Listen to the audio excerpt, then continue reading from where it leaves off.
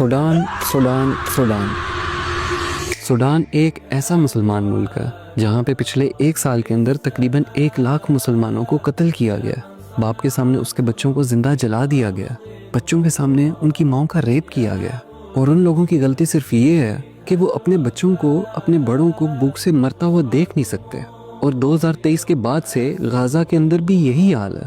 مسلمان عورتوں کا ریپ کیا جاتا ہے، بچوں کو زندہ زمین میں دفن کر دیا جاتا ہے، صرف کس وجہ سے کہ وہ اپنی زمین چھوڑ کے نہیں جانا چاہتے۔ وہ صرف اور صرف کھانا لینے کے لیے نکلتے ہیں اور معصوم بچوں کو گولیاں مار دی جاتی ہیں۔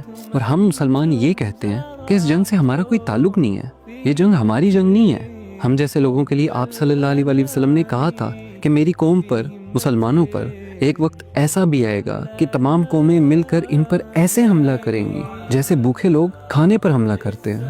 صحابہ نے پوچھا کہ یا رسول اللہ، کیا ہم اس وقت تعداد کے اندر بہت کم ہوں گے؟ تو آپ صلی اللہ علیہ وسلم نے کہا کہ نہیں، تم لوگ تو تعداد کے اندر بہت زیادہ ہوگے، لیکن تمہاری حیثیت بالکل سمندر کی جات جیسی ہوگی، جو دکھنے میں چمکدار ہوتی ہے لیکن اس کا کوئی وزن نہیں ہوتا۔ اور اللہ تعالیٰ تمہارے دشمنوں کے دلوں سے تمہارا خوف مٹا دے گا، کیونکہ تم لوگوں کے دلوں میں اس ٹائم وہن ہوگا۔ صحابہ نے پوچھا کہ یا رسول اللہ، یہ وہن کیا ہے؟ تو آپ صلی اللہ علیہ وسلم نے کہا کہ وہن کا مطلب ہے اس دنیا کی محبت اور موت کا ڈر، یعنی کہ اس وقت تمہارے دلوں کے اندر اس دنیا کی محبت ڈل جائے گی، موت کا خوف ڈل جائے گا۔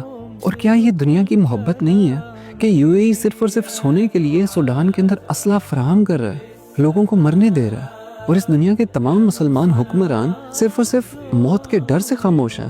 آپ صلی اللہ علیہ وسلم کی حدیث ہے کہ اگر کوئی شخص کسی کو ظلم کرتے دیکھے اور اس ظلم کو روکنے کی حیثیت رکھتا ہو اور پھر بھی نہ کرے تو اللہ کے ہاں اس کے لیے بڑا دردناک عذاب ہے۔ تو ہم اپنی آواز کو بلند کرتے رہیں گے، ظالم کے خلاف بولتے رہیں گے، ورنہ ہمارے لیے بھی اللہ کے ہاں ایک دردناک عذاب ہے۔